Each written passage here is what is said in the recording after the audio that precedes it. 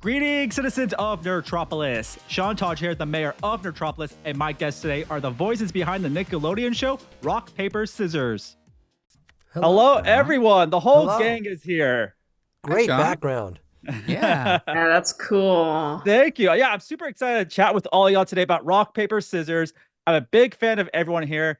And first off, Carlos, it's great to see you again. I'm not sure you remember, but we talked maybe 2.5 years ago when I first started Nerdtropolis, and you were my first interview. Oh, wow. Thank you so much. I'm honored to be back again. That's awesome. Excited to talk to you and everyone else. And I have to say, Tom, it's great to finally meet you. Carlos knew that I was a big 911 super fan, and many of your scenes from that show live rent-free in my head. Thank you very much. And Tom, also, I had this pleasure speaking to Jonah Ray about Destroy All Neighbors, and you're fantastic at that, but he had amazing things to say about you. But that film was a blast with you in that. That's a great picture. Thank you very much. And Ron, you voice my favorite DC character, King Shark, and now you voice Rock. How does one become Rock, a future model, and how do you find the right tone to voice Rock? Well, a lot of what I do is just based in my rhythm and my voice. I don't, as opposed to someone like Carlos or some other friends that I have, like Eric Baza, who are like tremendous just mimics and can switch different dialects and do things. I really just have different levels of my voice and what I'm able to bring. And so for the difference between something like King Shark and Rock is obviously what's besides the content. It's just the level of aggression that I bring to it, and just letting Rock just basically be the kind of the most like me, but as if I was also a baby. I look a lot to my 2-year-old Teddy for this, the way he's able to switch back and forth so easily between being sad and excited and like, oh, nice. Oh, this is fun. And then just crying. And so I take a lot of cues for Rock from him. That's really cool. Thank you. Yeah, that's super awesome. And Melissa, you have been part of so many amazing animated projects after your time at SNL. What do you love most about being a voice actor? And what characteristics of Pencil are you most like? I love, with voice acting, I love that it makes my day. Because sometimes I could be, some days they're grumpy. And I go in there and the script makes me laugh. Getting into the mindset of Pencil, and immediately it just reminds me, oh yeah, I get to be silly and it's fun. And I feel like with Pencil, all the qualities about getting excited over fun facts, although I don't know a lot of scientific facts in real life, but I do carry that about me. When I learn something new, I get so excited, and everyone's like, it's no big deal. I'm like, but it is to me, So I think that is in Pencil, and I love that it's close to my voice, and I get to hang out with Rock, Paper, Scissors, and it's really fun. It's a really, really fun time. So yeah, I'd love to see you pop in. I love it. The chemistry between everyone's so great. And Tom, you're no stranger to voice acting, but how did you get wrangled in this to be alongside Carlos?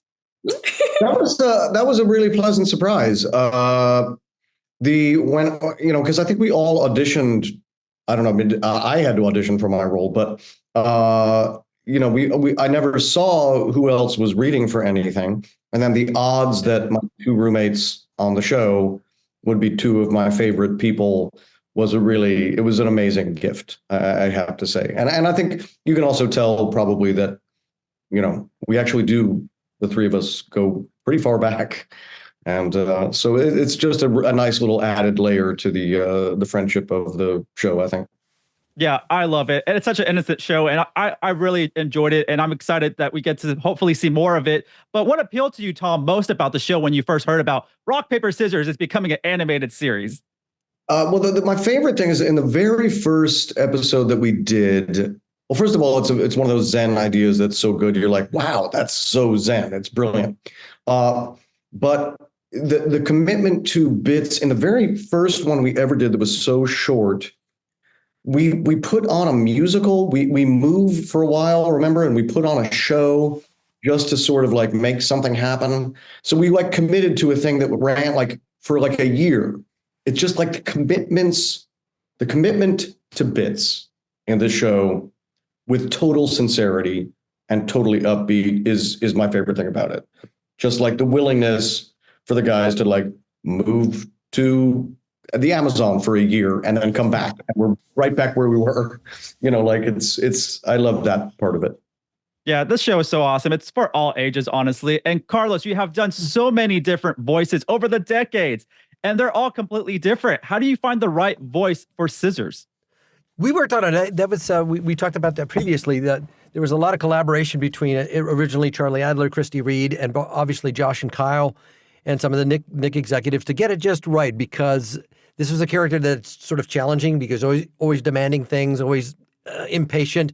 How do you make that likable? And so we worked it together, and the writing is so good that helped a lot. And I will echo what Tom said. Once I found out that I got to act with Ron and Melissa and Tom, it's just like, God, this is going to be fun. So I really want to get this part. So whatever tweaks they needed to make, I really offered my suggestions, but listened to theirs, and we came up with it. And so, yeah, it's not a broad character per se. It's not Mr. Cooker. It's not, even Camp Laszlo or whatever. It's kind of a guy that's just frustrated. And how do you make that? The challenge was, how do you make that likable, but worth the time and worth the effort to get him to where he is.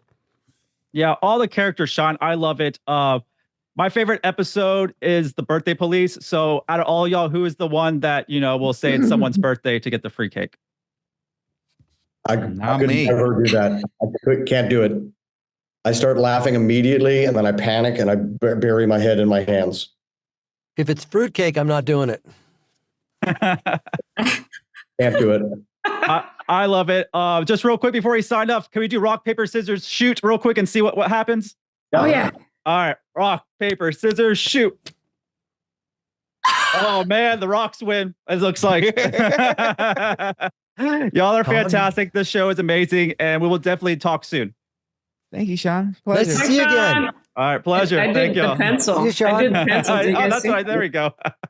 Thank y'all. Once again, this is Sean Taj, the mayor of Nerdtropolis, and stay tuned for more movie news, reviews, interviews, and trailers.